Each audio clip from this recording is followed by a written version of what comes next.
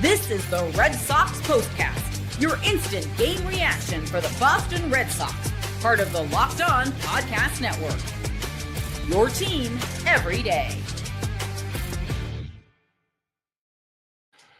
Well, let's give the Red Sox credit for one thing. They always give us something to talk about, and they always have us reaching for the N-acid pills, the Tums, whatever you want to take. That's actually two things. We welcome you to our latest Locked On Red Sox postcast. I'm Steve Lennox, longtime play-by-play announcer and storyteller. As a kid of the 1980s, watch occasional Red Sox games on a small black and white TV. Former big league pitcher Scott McGregor used to tell me when we rode the bus together back in 2008 with the Aberdeen Ironbirds that I had more useless information than anyone he had ever met. To this day, I take that as a compliment. We are providing reaction to every Red Sox game on the Locked On Red Sox YouTube channel, as well as the Locked On Red Sox podcast feed, both free and available wherever you get your Locked On Red Sox podcast. On our latest Locked On Red Sox postcast, we're talking about the Red Sox unable to complete a series sweep. You might be upset with Alex Cora, Andrew Bailey, Craig Breslow, and the number crunchers for the Red Sox for pulling Garrett Crochet after 85 pitches. I can understand that. But I also have the thinking of, if you knew you were going to limit him somewhat, you should have made a call to AAA Worcester and had at least one reinforcement for that bullpen for the finale against the Mets. We do want to hear from you, our everydayers and our first-timers. Join the conversation, watching live with us on the Locked On Red Sox YouTube channel. First, thank you. Hit that comment button. Join the Sox conversation. We also encourage you to hit me up on the X. On the X at Lennox on Baseball, we can continue the Red Sox and baseball conversation right there, and you can always share your questions, comments, and concerns. Our latest Locked On Red Sox postcast presented by Monarch Money. Take control of your finances with Monarch Money. Use code LOCKEDONMLB at monarchmoney.com for 50% off on your first year. So, Tyler McGill, well, the Red Sox made him look like Bob Gibson, Don Drysdale, Dwight Gooden, Roger Clemens. McGill, 6 strikeouts, gave up just a double to Sogard first time through the lineup. Duran had a single in the third, and then Devers lined out. And the Red Sox were not unable to do anything there. Crochet gave up a run through the first 4, 62 total pitches, 44 strikes, and you sort of thought Crochet is not going to last that long. Beatty had a 2-out RBI single in the second. Could have been 2-0. Torrens thrown out at the plate by Cedon Rafaela. Great throw by Rafaela. Great tag at the plate by Carlos Narvaez as well. The Mets didn't even challenge on that one. So Mets early 1-0 lead. Red Sox get a run in the 5th inning. And that's where at bat of the game comes in a little bit later on. Sogard infield base hit. Duran thought he had it on another night where the wind wasn't blowing in from right, maybe. But Duran gets the runner in, but I want to see him in a line drive somewhere. Sac fly, run batted in, 1-1 ball game. So Crochet is still out on the mound. Crochet is pitching. And Garrett Crochet, just 85 pitches total. That was it. 85 pitches for Garrett Crochet. Looked like he was a little perturbed. Just a little bit. Goes 5 1/3 innings, strikes out 5, including Juan Soto 3 times. But strikes out Soto for the first out in that 6th inning, and that was it. Brendan Bernardino, or rather Liam Hendriks, was the first out of the bullpen. And that just stoked the fires for Twitter, right? It really did. Garrett Crochet done in the 6th inning when they needed length out of him. They needed a legit 7 innings. Weren't going to get it on this night. And he actually went shorter. 85 total pitches. Had some bullets left in the chamber. This is what you'll be talking about. Alex Cora actually said it before the game. Hey, he may not go 7. He may not go 8. We may not give him that opportunity. He didn't make it out of the 6th inning. 85 pitches. And with Crochet trying to plead his case to stay in the game, you like that. It's different than Brian Bayo and turning his back. Bayo wanted one more out so he could qualify for a win. Crochet understood the situation. I've got 85 pitches. I can get the final. At least let me get 2 more outs in the 6th inning. That had to be the conversation. But have a conversation before the game. Hey, man, this is just not the night that we're going to let you go 90-plus, which they didn't do, or 100-plus, which he got nowhere near. If he could have given 6, the bullpen still needed to give you 9 outs. Let me rephrase that. If Garrett Crochet had been able to go 6 innings, the exhausted bullpen would have still needed to get you 9 outs. 3 in the 7th, 3 in the 8th, 3 in the 9th. Hendriks, charged with 3 runs, gets tagged with a loss. Mets had a run with a home run from Lindor, their first home run in a long time. 5-1 the final. Diaz does the job in the 9th inning, gives up a walk, nothing else. Season high 16 strikeouts. There's your number of the night. 85 pitches for Crochet and 16 strikeouts. I really don't have a problem with Alex Cora taking Crochet out in that situation. I always say, when a starting pitcher starts an inning, I'd like to see him finish that inning off. So I'm contradicting to myself there. But what I question is the fact that they don't make a move and send somebody down. Somebody had to go down just to add a fresh arm on some level to the bullpen for Wednesday night when you're trying to go for the series sweep. And it's May. Are you really, you took 2 out of 3, you won the series. Yeah, but this is the Red Sox. They just make you feel ill with a loss like that. And again, it's not all on Crochet. You struck out a season high 16 times. Alex Bregman, for the first time in his big league career, struck out 4 times in a game. Not seeing a lot from a lot of hitters behind Bregman. Christian Campbell. Let's throw Wilyer Abreu in there as well, because sometimes even Casas early on in the season, when he was in the lineup, got lost in the mix because so many guys were going bad at the plate. But on notice, Christian Campbell. On notice, Wilyer Abreu. On notice, Trevor Story, who's moved down in the lineup, but it doesn't really matter. Offense did nothing. 1 run total. 6 hits or less now. Here's another number of the night. 6 hits or less now for the 15th time this season. Tyler McGill, hey, tip your cap to him. He strikes out 10, gives up 1 earned run. He doesn't even qualify for the win. On the other side, Carlos Mendoza said, you know what? You're done. He threw 85 pitches, struck out 10 batters. Tied a career high, 4 2/3. We're going to Brazoban. Mets bullpen got the job done. Hendriks, by the way, there's a story apparently in the Boston Globe. I haven't read it, but I saw it on Twitter. Hendriks has basically told Alex Cora, Andrew Bailey, the front office, I want to pitch more. You want me at my best? Pitch me more. Well, you didn't really, do you want to pitch tomorrow too? And tomorrow might be a washout. And really, the Red Sox sort of need it. They don't play Thursday. They may bang that game early in the day on Thursday. Say, you know what? We're going to play 2 over the weekend, Saturday. Probably Saturday, I would think. Not going to play 2 on Friday. Let's get to your comments. You can talk about Crochet. Alex Cora makes this decision probably in conjunction with a lot of other people. So it's not all on Alex Cora in this situation. But again, make a move. Add a bullpen arm. You did it countless times last year. You've done it this year. To the comments we go. Hi ho, hi ho, hi ho. Baconator Sr., that was on Cora. Nah, I don't think it was. I don't. I think it's on the front office. I think it's on the entire contingent. Cora gets it because he's the front man. But give Cora an extra arm in the bullpen. They were going to stick to that plan. But if you knew that plan going in, hey, sorry, someone's going down. Somebody with an option. Bye-bye, you're going down. We need a fresh arm in here, and we'll keep him for a few days. You just sent Birdie down. That guy, again, I don't know that he necessarily needed to go down earlier this week. Geez, world, 16 Ks, he's 9. Ouch. And it's been a while. First Nesson reference, Lou Maloney said, hey, it's been a while. But 16 strikeouts is 16 strikeouts. You scored 1 run against Tyler McGill and a good Mets bullpen, and they got things lined up the way they wanted for the series finale, and they avoid the series sweep. And they might get going here. They might really get going here. But Juan Soto again, sac fly, but, takes a walk in a plate appearance, but strikes out 3 times against Crochet. And I don't know, I don't know what the conversation was before Crochet took the mound in the 6th inning. You have the left-handed batter up there. You've got 2 more right-handed batters, but they probably didn't say anything to him. But hey, some guys, they might say, hey, you got the left-handed batter, then that's it. And Crochet probably could have made his argument there. And maybe they stayed away from him there where he wasn't able to plead his case. So Baconator Sr., on this one, agree to disagree. It's not just, it's on Alex Cora because he's the manager. But this is, again, Craig Breslow doesn't put him in the best situations to win a ball game. You had a chance for a sweep against a top-tier team. You can't say the leaders in the NL East anymore because they've been taken over. That's been taken over by the Phillies, who have been good of late. G's World, like OB said, we should have known what we got.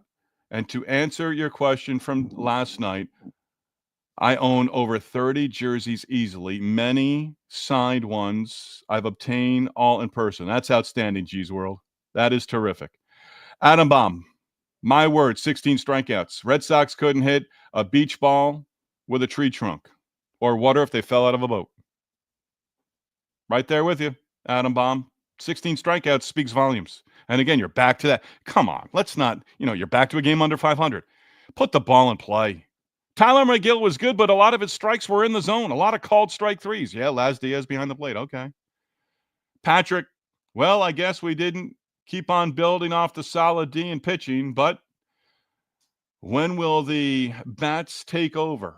When will the lineup finally be given a shakeup? I think the shakeup needs to come at some point here. Move guys around the lineup, I saw a horrible headline. I don't know if it was the New York Post, but it was clickbait, and a shocker. The Mets moved Juan Soto down in the lineup. He went from 2 to 3, and he had a lefty on the mound. So he batted in the number 3 spot.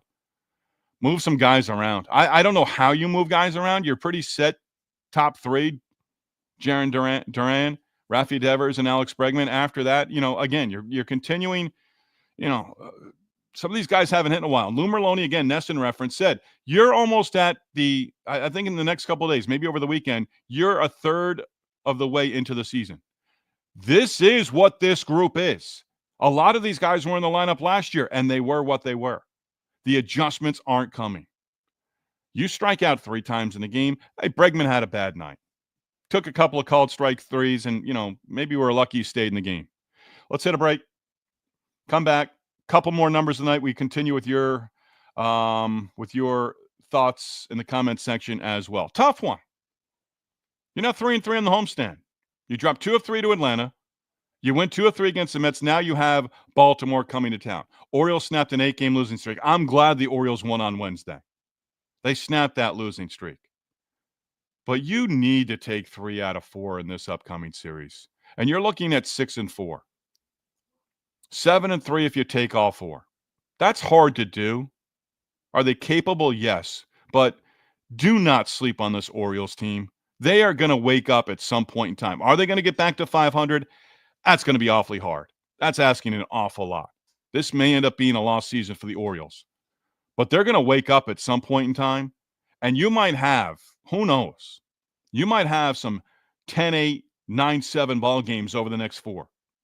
And I say 4 games because Thursday is very much up in the air weather-wise. But you need to take 3 out of 4. This needs to be a winning homestand. This can't be split, these 4 games, and you're 5-5 on the longest homestand of the season with the Orioles on the back end. You can't do that. But again, this offense, Lou Merloni said it. I'll say it again.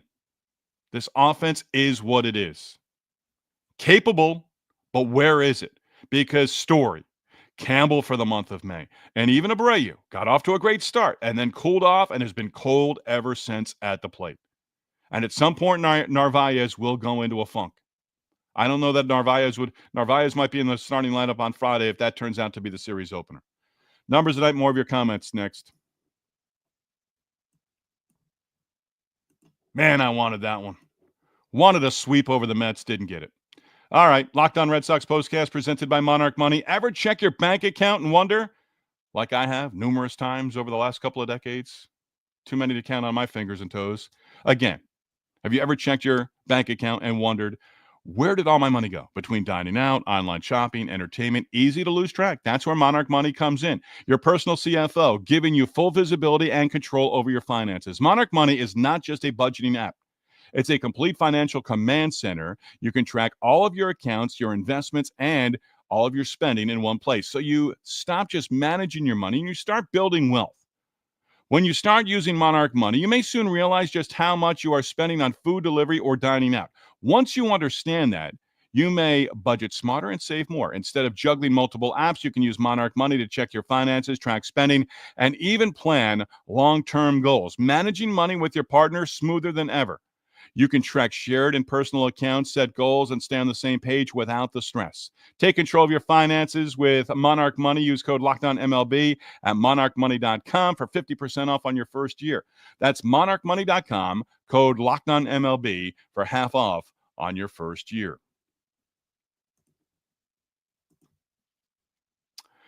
So if this goes 4 games and they're played Thursday through Sunday against the Orioles, you're going to see a lefty, Cade Povich, and then 3 straight right-handers. But right now with this lineup, the way things are going, I'm going to give you my bat of the night right now while I'm thinking about it because, again, Jarren Duran had the sacrifice fly, and that made it a 1-1 ball game. Devers walks, and then Bregman against the reliever, Huascar Brazoban. Bregman, a good at bat, down 0-2, got it to 3-2, but struck out. Third strikeout of the game, and the Red Sox in that 5th inning, when they chased McGill from the game, leaving 3 runners on base, Bregman striking out for the 3rd time at that point, struck out 4 times, first time he's ever done that in the big league career. That is my at-bat of the night for the Red Sox again. Mets get 3 runs, all 3 charged to Liam Hendriks in the 7th inning. They tack on 1 more in the 9th inning for the 5-1 victory. Numbers of the night. How about this? You're now 6-5 in Crochet's 11 starts on the season. That's unacceptable. Unacceptable. Crochet is now 0-3 and 3 no decisions. Took a no decision Wednesday night in the finale against the Mets. But he is 0-3, winless, 0-3, 3 losses, 3 no decisions, and 6 home starts. That's brutal. That is just brutal. 26th time this season where the Red Sox strike out 10 or more times, and now 7-19 when they strike out 10 or more times. Now 5-3 in the last 8 at Fenway, 3-3 on the current homestand. And again, just held to 1 run in the game. 1 run for the 9th time this season. Still haven't been shut out. So those are some of your numbers tonight, and you don't paint a real pretty picture with some of those as well. Back to your comments we go. Let's get in here. Where'd we start off here? Okay, Baconator Senior. Bats were heating up. Pulling Crochet completely turned the game on its head and ruined the momentum at 1-1. You still didn't score. They got the runs against the bullpen the rest of the way. The offense did nothing. 1-1 game when he leaves the game. Again, I've said this before. I'm a broken record. Pick Crochet up. Get a couple of runs for him.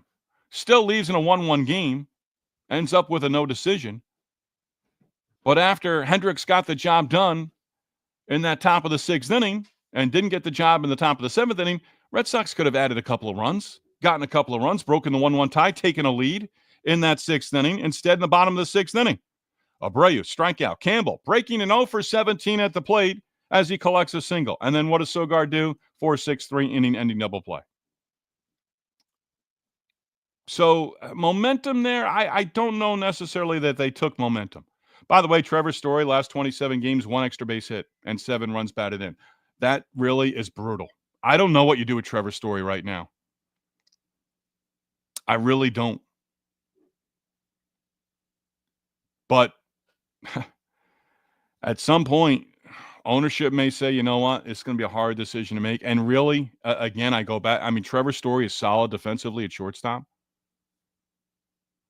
I'd put him over there over Christian Campbell. I really would. I wouldn't move Campbell. If you want to bring Meyer up, leave him at you know what you're doing? If this move happens, Campbell starts getting games at first base, and you bring up Meyer and you put him at second base. You have 2 rookies on the right side of the infield. Good luck with the errors in that instance. And I had a bad thought in my head. I'm going to share it right now. I had it earlier. You put Campbell at first base, you may end up getting a pitcher hurt. Or him. Story, I think, would have more reflexes, more of an acumen as to being able to play first base. But you want to get Meyer up here, put Story over there. And apparently Story has said, hey, they haven't really approached me yet. Andrew the GOAT, what a bad loss by the Red Sox tonight. Absolutely. Baconator, I'll take the series win with the O's, but that game was there for the taking. It was until it wasn't. Down as they got the 3 runs and down 4-1. Again, the way the offense was going at that point in the game, you kind of felt like, yeah, it's not going to happen tonight. It's not their night offensively. Red Sox diehard. Team is so inconsistent. Just when you think they're going to rally and go on a run, they lose. Bad management tonight as well. Baconator, Senior, thumbs up. G's World. Sucks the L in the series. Came with your ace on the mound. Yeah, 6-5 now with Crochet on the mound. Aiden, Crochet should have easily have gone 6, especially with the bullpen cooked. Yeah, but that's you do have to protect him. I mean, his numbers this season are going to be career highs. Innings pitched, pitching all the way through the season as a starter, all those different things. And you're not thinking October right now. You just want him healthy all the way through September. Aiden, they should have called up Luis Guerrero. That's the guy. And he deserves it. I mean, I don't know what he did. I don't know what he did. Aiden wants both Marcelo and Roman up. Yankees just walked off against the Rangers.